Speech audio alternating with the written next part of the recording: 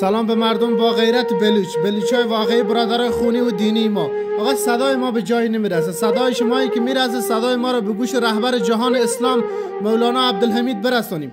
آقا به خاطر این بچه گم شده ما هر کاری که کردیم نتونستیم بچه رو پیدا کنیم. این بچه چند وقت پیش به مرز میلک گم شده، هر راهی که امتحان کردیم نتونستیم پیدا کنیم. به خاطر سیاست‌های غلط این دولت بچه این بر مرز گم شده، خانواده به اون مرز یک سرباز مسلح دم مرز تکوندام نمیذاره کسی بیاد دنبالو بگرده و ویزا و پاسپورت و اجازه هم نمیده که کسی بیاد بگرده.